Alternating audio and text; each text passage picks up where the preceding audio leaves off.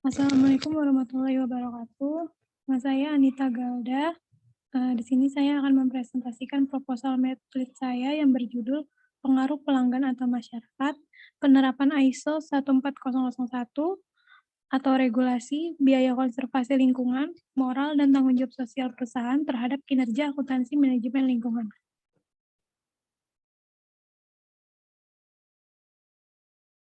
Ya, di sini yang pertama ada bab 1 yaitu pendahuluan, di mana latar belakang dari dibuatnya proposal ini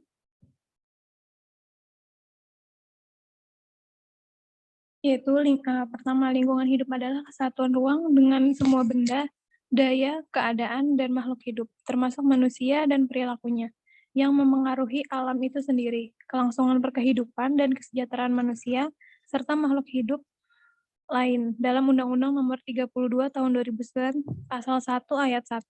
Dari penjelasan definisi lingkungan hidup di atas, dapat disimpulkan bahwa lingkungan hidup mempengaruhi kesejahteraan umat manusia dan makhluk hidup lainnya. Lingkungan hidup adalah segala benda, kondisi, keadaan, dan pengaruh yang terdapat dalam ruangan yang kita tempati dan mempengaruhi hal yang hidup termasuk kehidupan manusia. Di dunia sekarang ini, bisnis tidak memiliki batasan geografis yang jelas untuk berfungsi, memperdagangkan, dan mengirimkan produk dan layanan. Namun, mengingat ancaman terhadap kelestarian lingkungan, bisnis modern dibatasi untuk mengadopsi beberapa kebijakan lingkungan untuk beroperasi di ekosfer global yang ada saat ini. Dengan demikian, penelitian ini bertujuan untuk menguji hubungan antara driver internal dan eksternal akuntansi manajemen lingkungan atau EMA. Dengan demikian, penelitian ini mencari asosiasi pengaruh dari pelanggan, tekanan peraturan, yaitu tadi ISO 14001, dan tanggung jawab moral dan sosial perusahaan pada sistem manajemen lingkungan di industri manufaktur Indonesia. Selain itu, studi saat ini juga termotivasi untuk menyelidiki dampak dari EMA pada kinerja perusahaan. Nah, untuk dari diri saya sendiri, kenapa mengambil proposal di bidang akuntansi lingkungan? Karena kebetulan saya bekerja di perusahaan manufaktur dan melihat keadaan lingkungan sekitar yang berada di daerah Daan Mogot.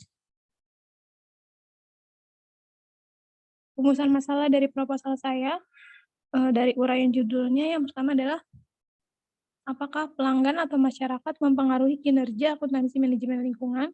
Yang kedua, apakah tekanan regulasi penerapan ISO 14001 mempengaruhi kinerja akuntansi manajemen lingkungan? Yang ketiga, apakah biaya konservasi lingkungan mempengaruhi kinerja akuntansi manajemen lingkungan? Yang keempat, apakah moral dan tanggung jawab sosial perusahaan mempengaruhi kinerja akuntansi manajemen lingkungan? Tujuan penelitian ini adalah menguji dan memberikan bukti empiris, serta manfaat penelitian ini adalah dapat memberikan informasi dan kemajuan perusahaan, serta keadaan lingkungan tentang pengaruh yang pertama, pelanggan atau masyarakat terhadap kinerja akuntansi manajemen lingkungan. Yang kedua, pengaruh tekanan regulasi, yaitu penerapan ISO 14001 terhadap kinerja akuntansi manajemen lingkungan. Yang ketiga, pengaruh biaya konservasi lingkungan terhadap kinerja akuntansi manajemen lingkungan. Yang keempat, moral dan tanggung jawab sosial perusahaan terhadap kinerja akuntansi manajemen lingkungan.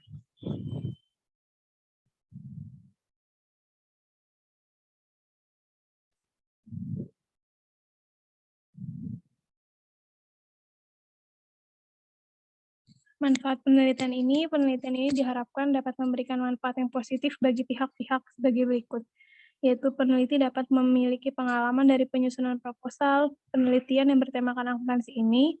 Penelitian ini juga dapat menambah wawasan dan pengetahuan peneliti mengenai pengaruh pelanggan atau masyarakat kepada mahasiswa, tenaga pendidik akuntansi dan non-akuntansi, penerapan ISO 14001, biaya konservasi lingkungan, moral dan tanggung jawab sosial perusahaan terhadap kinerja akuntansi manajemen lingkungan. Selanjutnya adalah sistematika penulisan. Di proposal ini itu terdiri dari kata pengantar, daftar isi, lalu ada bab 1 pendahuluan, ada latar belakang, rumusan masalah, tujuan penelitian, manfaat, sistematika penelitian, disusul dengan bab 2-nya tinjauan teoritis, di mana isinya ada teori yang relevan, penelitian terdahulu, dan pengembangan hipotesis. Untuk bab 3-nya, metode penelitiannya ada desain penelitian, variabel dan pengukuran, metode analisis data, dan metode analisis. Selanjutnya di bab 4 ada analisis dan pembahasan, di mana yang pertama ada analisis, itu ada perolehan data, lalu statistik deskriptif variabel penelitian, uji kualitas data, dan uji hipotesis. Lalu ada pembahasannya. Di bab 5 yaitu ada simpulan, keterbatasan, saran, dan implikasi yang terdiri dari simpulan, keterbatasan, saran, implikasi. Ditutup dengan daftar pustaka. Selanjutnya di bab 2 yaitu tujuan teoritis. Teori yang relevan. Yang pertama itu, variabel yang pertama adalah pengaruh pelanggan atau masyarakat. Pengaruh pelanggan terhadap kinerja manajemen akuntansi atau manajemen keuangan tidak hanya membangun hubungan antara sebuah organisasi dengan pelanggan lama untuk loyal dengan perusahaannya. Namun, kepuasan pelanggan juga merupakan cara bagi perusahaan untuk menghemat biaya dalam mendapatkan pelanggan baru. Hal ini merupakan cara yang efektif untuk meningkatkan profitabilitas perusahaan. Pengaruh pelanggan masyarakat juga dimaksudkan adalah kepuasan dari mereka, menjadi salah satu kunci keberhasilan suatu bisnis. Kepuasan pelanggan dan masyarakat sangatlah kuat terhadap manajemen akuntansi lingkungan perusahaan. Selanjutnya adalah variabel kedua, penerapan ISO 14001 atau regulasi. ISO 14001 sendiri adalah standar mengenai sistem manajemen lingkungan dan atau environmental management system yang berlaku secara internasional. Ini adalah salah satu bagian dari standarisasi bagi organisasi, instansi, atau perusahaan yang secara spesifik mengatur tentang lingkungan. Dalam hal ini yang dimaksud adalah segala aktivitas perusahaan dan dampak-dampaknya terhadap lingkungan.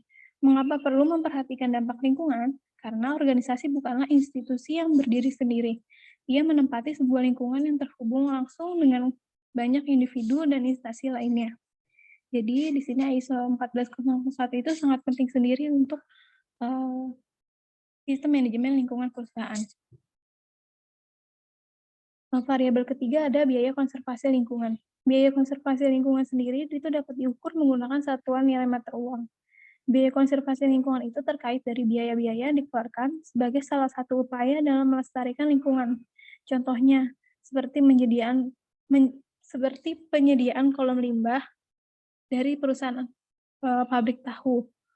Nah, itu termasuk dalam biaya-biaya yang dikeluarkan sebagai upaya dalam melestarikan lingkungan. Misalnya nih, di pabrik kita nih, ada biaya pembuatan recycle. Nah, itu juga termasuk dalam biaya konservasi lingkungan. Selanjutnya di variabel keempat ada moral dan tanggung jawab sosial perusahaan. Tanggung jawab sosial perusahaan adalah tanggung jawab moral perusahaan terhadap masyarakat. Tercatat dalam Bertens tahun 2000. Dia juga menyatakan bahwa dalam membahas tanggung jawab sosial yang disoroti adalah tanggung jawab moral terhadap masyarakat, di mana perusahaan menjalankan kegiatannya secara konseptual. Tanggung jawab tersebut dikenal sebagai Corporate Social Responsibility atau CSR. CSR merupakan suatu konsep yang terintegrasi yang menggabungkan aspek bisnis dan sosial dengan selaras agar perusahaan dapat membantu tercapai kesejahteraan shareholder dan dipenuhinya tuntutan dari stakeholder.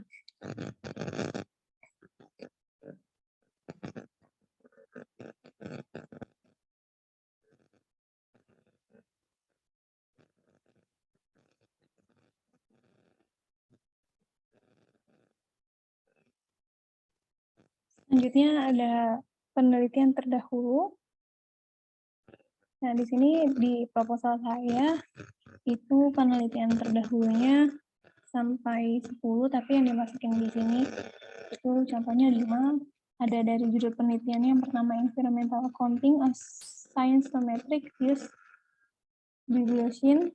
Selanjutnya juga ada the effect of environmental, disclosure on company profitability, ada implementation of environmental accounting in higher education solution to improve collect. Selanjutnya ada economic analysis of using green accounting and environmental accounting. Dan yang kelima ada trend in environmental accounting. Selanjutnya ada pengembangan hipotesis. Berdasarkan teori dan penelitian terdahulu, maka hipotesis penelitian ini dapat dirumuskan sebagai yang pertama, pelanggan atau masyarakat berpengaruh positif terhadap kinerja akuntansi manajemen lingkungan. Yang kedua, penerapan ISO 14001 atau regulasi berpengaruh positif terhadap kinerja akuntansi manajemen lingkungan. Yang ketiga, biaya konservasi lingkungan berpengaruh positif terhadap kinerja akuntansi manajemen lingkungan. Dan yang keempat, moral dan tanggung jawab perusahaan berpengaruh positif terhadap kinerja akuntansi manajemen lingkungan. Selanjutnya di bab 3 ada metode penelitiannya. Yang pertama ada desain penelitian. Desain penelitian merupakan kerangka yang akan digunakan sehingga memudahkan peneliti dalam melakukan penelitiannya, dikarenakan semua yang akan dilakukan telah terencana berdasarkan urutan penelitiannya. Desain penelitian ini menggunakan desain penelitian survei atau cross-sectional. Desain penelitian ini dilakukan dengan tujuan untuk memperoleh informasi dari responden melalui sampel yang teliti dengan kerangka penelitian sebagai berikut. Di mana variabel yang di sini akan mempengaruhi variabel yang di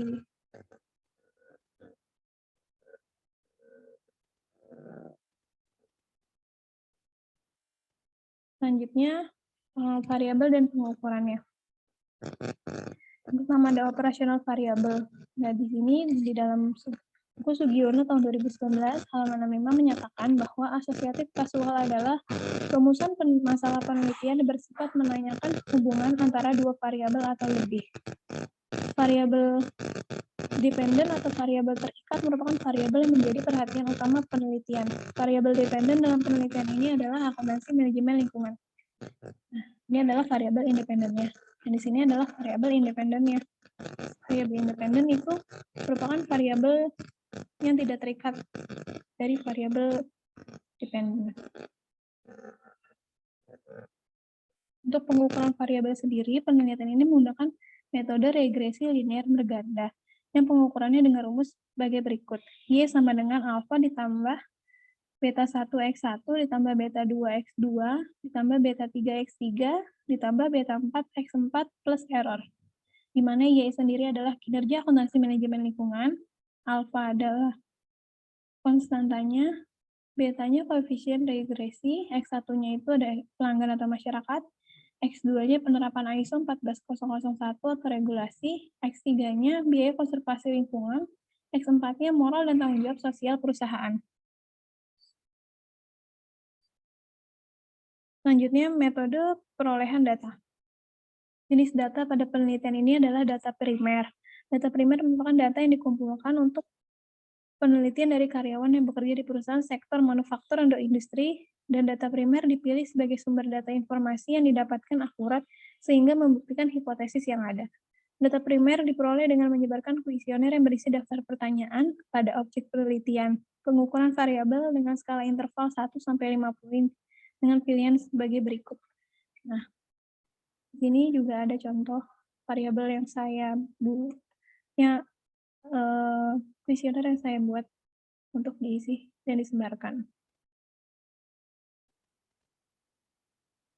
Selanjutnya metode analisis. Metode analisis yang digunakan dalam penelitian ini yaitu memberikan kuesioner kepada karyawan yang bekerja di perusahaan sektor manufaktur atau industri. Kuesioner ini digunakan untuk mengumpulkan informasi mengenai pengaruh pelanggan masyarakat, penerapan ISO 14001, biaya konservasi lingkungan, moral dan tanggung jawab perusahaan. Data yang telah didapatkan dari responden akan diolah menggunakan perangkat lunak non-statistik, misalnya seperti SPSS, PSS, dan Microsoft Excel.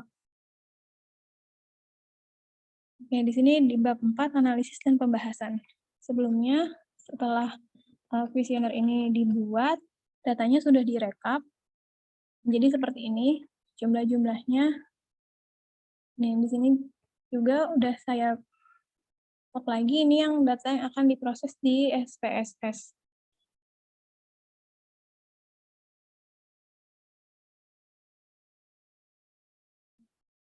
Selanjutnya ada analisis perolehan data.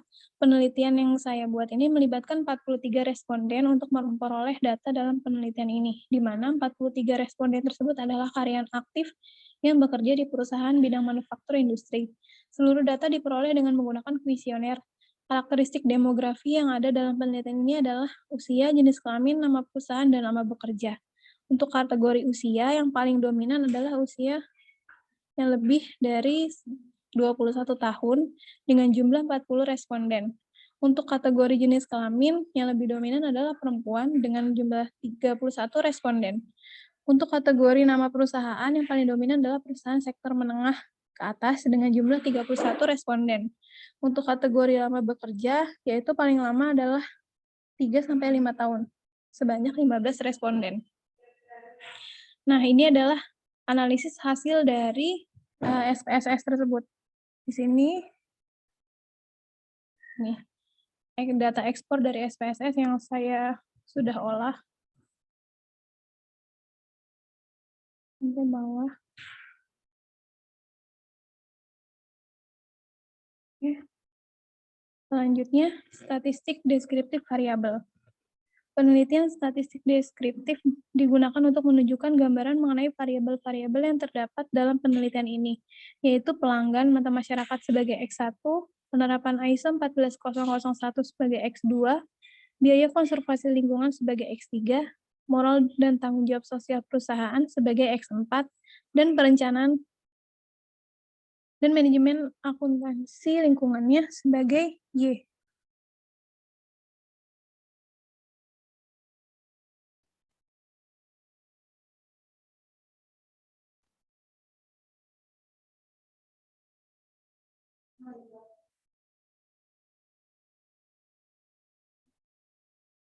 Kinerja manajemen akuntansi lingkungan.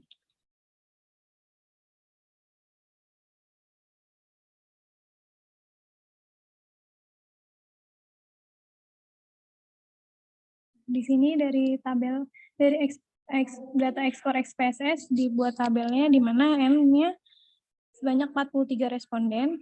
Yang X1 sendiri minimumnya ada 6, maksimumnya 25 dengan MEAN 22,33 dan standar deviasinya 3,386.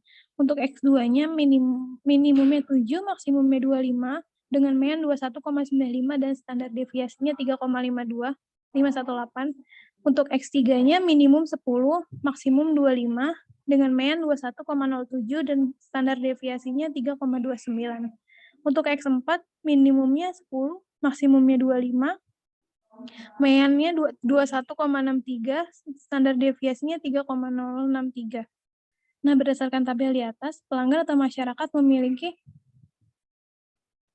sehingga di sini dapat dirata-ratakan sebesar 21,74 dengan standar deviasinya 3,28. Selanjutnya ada uji kualitas data.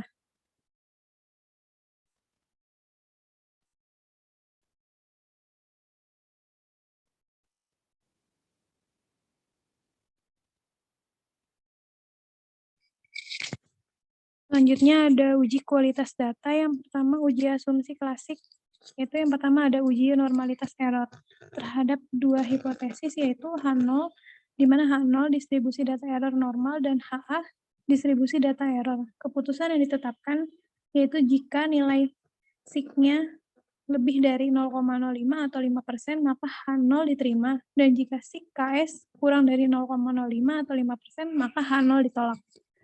Nah, di sini dari data SPSS yang telah diolah, standar residualnya yaitu sebesar 0,599. Berdasarkan pengujian normalitas tersebut, didapatkan hasil sebesar 0,599, yaitu lebih dari 0,05, sehingga H0 diterima. Berarti distribusi data error normal dan penelitian dapat dilanjutkan ke tahap berikutnya. Yang kedua ada uji multikolinearitas. Terdapat dua hipotesis, yaitu H0 tidak terdapat multikolinearitas dan HA terdapat multikolinearitas. Keputusan ditetapkan yaitu jika nilai FIF kurang dari 10 maka H0 diterima, dan jika nilai FIF lebih dari 10 maka H0 ditolak. Di sini dapat dilihat dari variabel X1 sampai X4 FIF semua di bawah 10, maka H0 diterima, yang berarti tidak ada multikolinearitas dalam model ini. Yang ketiga, ada uji heteroskedasititas. Terdapat dua hipotesis, yaitu tidak terdapat heteroskedasititas dan HA terdapat heteroskedasititas. Keputusan yang ditetapkan yaitu jika nilai SIK lebih dari 0,05, maka H0 diterima, dan jika nilai SIK kurang dari 0,05, maka H0 ditolak. Nah, dilihat dari tabel variabel X1 sampai X4, semua nilai SIK itu di atas dari 0,05 atau 5%, sehingga H0 diterima. Berarti tidak terdapat data heteroskedasititas. Selanjutnya ada uji autokolerasi. Terdapat dua hipotesis, yaitu jika H0 tidak terdapat autokorelasi, HA terdapat autokorelasi. Keputusan yang ditetapkan yaitu jika N atau nilai sampel dan K atau nilai variabel independen. Nah, berdasarkan pengujian autokorelasi dengan menggunakan model Glaser, didapatkan hasil sebesar 1,648 dan berada di area no auto.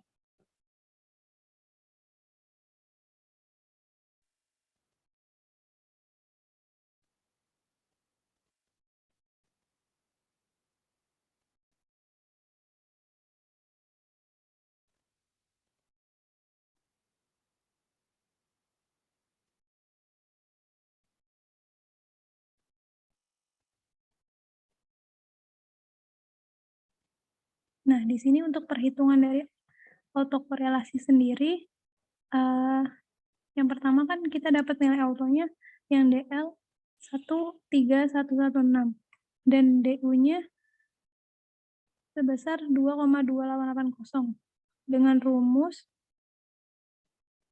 4 dikurang DL.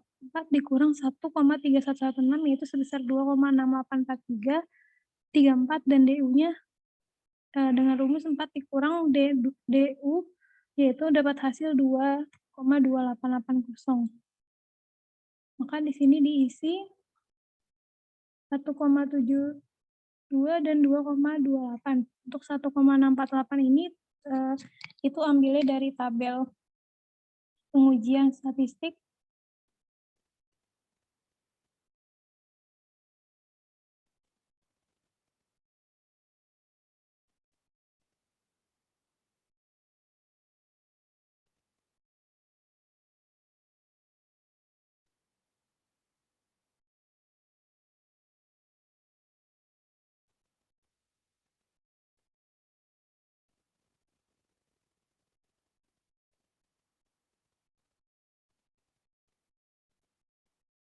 Nah, untuk 1,648 ini didapatnya dari tabel DW, di mana K-nya itu ngambil dari jumlah variabel saya itu 4, dan ke bawahnya itu ambil dari jumlah respondennya 43, maka didapatkan angka 1,648. Selanjutnya ada uji hipotesis. Yang pertama ada uji teori. Dalam tabel di sini berdasarkan tabel goodness of fit didapat hasil sebesar 0,704. Yang berarti kemampuan variabel independen dapat menjelaskan perilaku variabel dependen sebesar 70,4%. Dan sisanya yaitu 29,6% merupakan variabel independen yang mampu menjelaskan perilaku variabel dependen namun tidak termasuk di dalam model. Selanjutnya ada uji F. Terdapat dua hipotesis, yaitu H0 tidak terdapat variabel independen yang berpengaruh terhadap variabel dependen. Dan HA setidaknya ada satu variabel independen yang berpengaruh terhadap variabel dependen. Keputusan yang ditetapkan yaitu jika nilai SIK lebih besar dari 0,05, maka H0 diterima. Jika nilai SIK di bawah 0,05, maka H0 ditolak. Nah, berdasarkan uji F tersebut, terdapat nilai hasil uji F-nya itu 0. Lebih kecil dari 0,05, sehingga H0 ditolak. Berarti setidaknya ada satu variabel independen yang berpengaruh terhadap variabel dependen. Nah, hasil pembahasannya, untuk H1, variabel yang pertama, pelanggan atau masyarakat berpengaruh positif terhadap kinerja akuntansi manajemen lingkungan. Terhadap dua hipotesis, yaitu yang pertama H0, pelanggan atau masyarakat tidak berpengaruh terhadap kinerja akuntansi manajemen lingkungan, dan HA, pelanggan atau masyarakat berpengaruh terhadap kinerja akuntansi manajemen lingkungan. Keputusan yang ditetapkan yaitu jika nilai SIK-nya lebih besar dari 0,05 maka H0 diterima, dan jika sebaliknya maka H0 ditolak. Berdasarkan pengolahan data yang H1 ini nilai SIK-nya itu 0,210, lebih besar di bawah dari di atas dari 0,05 sehingga H0 diterima. Berarti dapat disimpulkan secara statistik bahwa pada tingkat kepercayaan 95% tidak terdapat pengaruh pelanggan masyarakat terhadap kinerja akuntansi manajemen lingkungan. Nilai SIK-nya yang ini. Nah, kalau dari sini udah jelas ya, yang H0-nya ditolak hanya variabel yang keempat. Selanjutnya, variabel kedua, penerapan ISO 14001 berpengaruh positif terhadap kinerja akuntansi manajemen lingkungan. Berdasarkan pengolahan data statistik, terdapat hasil 0,145, lebih besar dari 0,05, sehingga H0 diterima. Berarti dapat disimpulkan secara statistik bahwa pada tingkat kepercayaan 95% tidak terdapat pengaruh penerapan ISO 14001 terhadap akuntansi manajemen lingkungan. Untuk H3, biaya konservasi lingkungan berpengaruh positif terhadap kinerja akuntansi manajemen lingkungan. Berdasarkan pengolahan statistik, didapat hasil yaitu 0,105, lebih besar dari 0,05, sehingga H0 diterima. Berarti tidak terdapat pengaruh biaya konservasi lingkungan terhadap akuntansi manajemen lingkungan. Selanjutnya H4, moral dan tanggung jawab sosial perusahaan berpengaruh positif terhadap kinerja akuntansi manajemen lingkungan. Berdasarkan pengolahan statistik didapat hasil koefisien sebesar 0,321 dan tanda beta menunjukkan hasil yang positif, di mana pelanggan atau masyarakat berpengaruh positif terhadap kinerja akuntansi manajemen lingkungan. Hasil olah data statistik menunjukkan bahwa nilai SIK yaitu 0,05. Itu lebih kecil dari 0,05, sehingga H0 ditolak. Berarti dapat disimpulkan secara statistik bahwa pada tingkat kepercayaan 95% terdapat pengaruh moral dan tanggung jawab sosial perusahaan terhadap kinerja akuntansi manajemen lingkungan. Oke, sekian presentasi proposal penelitian dari saya. Kurang lebihnya mohon maaf. Terima kasih untuk Bu Harti atas bimbingannya. Wassalamualaikum warahmatullahi wabarakatuh.